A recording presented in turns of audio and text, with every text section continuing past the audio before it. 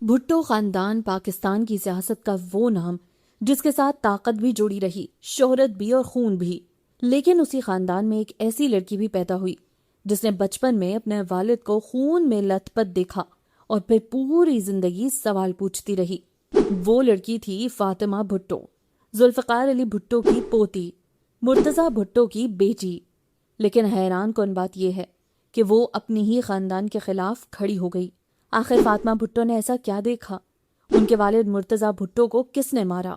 اور کیوں فاطمہ نے اپنی کتاب میں ایسے راز لکھے جنہوں نے پاکستان کی سیاست ہلا دی؟ آگے چلنے سے پہلے اگر آپ دوستوں نے چینل کو سبسکرائب نہیں کیا تو کر لیں اور بیل آئیکن کے بٹن کو دبا دیں تاکہ آنے والی ہر نئی ویڈیو کا نوٹیفیکیشن آپ کو ملتا رہے۔ تو چلیں شروع کرتے ہیں۔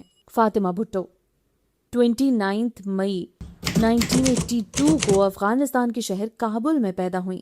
ان کے والد تھے مرتضیٰ بھٹو اور دادا تھے ذوالفقار علی بھٹو۔ یہ وہ وقت تھا جب بھٹو خاندان سیاسی طوفانوں میں گھرا ہوا تھا۔ 1979 میں ذوالفقار علی بھٹو کو پھانسی دے دی گئی۔ اس کے بعد بھٹو خاندان جلا وطنی، گرفتاریوں اور سیاسی جنگوں میں بٹ گیا۔ مرتضیٰ بھٹو بھی ملک چھوڑنے پر مجبور ہو گئے اور اسی جلا وطنی کے دوران کابل میں فاطمہ بھٹو کی پیدائش ہوئی۔ فاطمہ کی والدہ کا نام فوزیہ تھا، لیکن کچھ عرصے بعد والدین میں علیحدگی ہو گئی اور فاطمہ زیادہ تر اپنے والد کے ساتھ رہیں۔ 1993 میں مرتضیٰ بھٹو پاکستان واپس آئے۔ یہ وہی وقت تھا جب مرتضیٰ بھٹو کی بہن بے نظیر بھٹو دوسری بار وزیر اعظم بنی تھیں، لیکن حیرت انگیز طور پر بھائی بہن کے درمیان شدید اختلافات شروع ہو گئے۔ مرتضیٰ بھٹو کھل کر حکومت پر تنقید کرتے تھے۔ وہ کہتے تھے کہ پارٹی اصل نظریے سے ہٹ چکی ہے۔ اور پھر آیا وہ خوفناک دن 20 ستمبر 1996، کراچی کی ایک سڑک پولیس مقابلہ، گولیاں، چیخیں اور مرتضیٰ بھٹو مارے گئے۔ اس وقت فاطمہ بھٹو صرف 14 سال کی تھیں۔ کہا جاتا ہے کہ فاطمہ نے اپنے والد کی خون میں ڈوبی لاش دیکھی اور یہی لمحہ ان کی زندگی ہمیشہ کے لیے بدل گیا۔ مرتضیٰ بھٹو کے قتل نے پورے پاکستان میں تہلکہ مچا دیا۔ لوگ سوال پوچھنے لگے، کیا یہ واقعی پولیس مقابلہ تھا یا سیاسی سازش؟ فاطمہ بھٹو نے بعد میں کھل کر اس قتل پر سوالات اٹھائے۔ والد کی موت کے بعد فاطمہ بھٹو نے سیاست کے بجائے تعلیم اور لکھنے کا راستہ چنا۔ انہوں نے امریکہ کی برنارڈ یونیورسٹی سے تعلیم حاصل کی۔ بعد میں لندن کے SOAS یونیورسٹی آف لندن سے ماسٹرز کیا۔ فاطمہ صرف سیاستدان خاندان کی بیٹی نہیں تھی، بلکہ ایک طاقتور رائٹر بن کر سامنے آئیں۔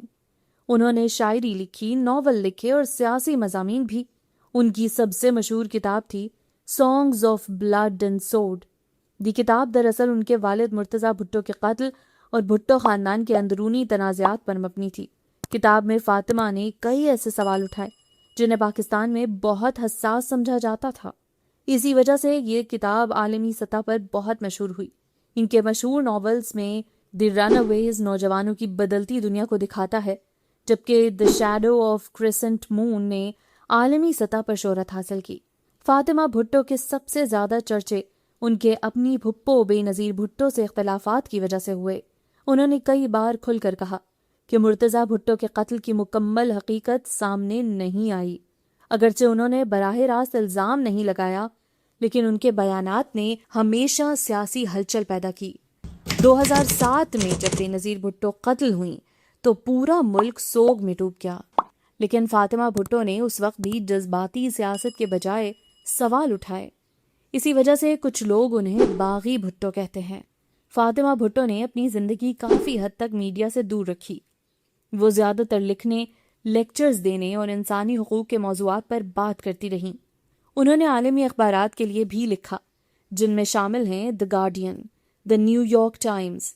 فاطمہ سوشل میڈیا پر بھی کافی متحرک رہتی ہیں اور سیاسی اور سماجی موضوعات پر اپنی رائے دیتی رہتی ہیں۔ فاطمہ بھٹو ایک ایسا نام جو صرف بھٹو خاندان کی وارث نہیں، بلکہ ایک سوال ہے، ایک ایسی بیٹی جس نے طاقتور لوگوں سے سوال پوچھنے کی ہمت کی۔ وہ سیاست میں تو مکمل طور پر داخل نہ ہوئیں، لیکن ان کی تحریروں نے وہ کام کیا جو شاید بڑے بڑے جلسے بھی نہ کر سکے۔ آخر مرتضیٰ بھٹو کے قتل کی اصل حقیقت کیا تھی، کیا فاطمہ بھٹو کبھی عملی سیاست میں آئیں گی؟ اور کیا بھٹو خاندان کے راز کبھی مکمل طور پر سامنے آ سکیں گے؟ آپ کی کیا رائے ہے؟ کامنٹ میں ضرور بتائیے گا۔ اور اگر آپ ایسی مزید سیاسی کہانیاں دیکھنا چاہتے ہیں تو چینل کو سبسکرائب کرنا نہ بھولیے گا۔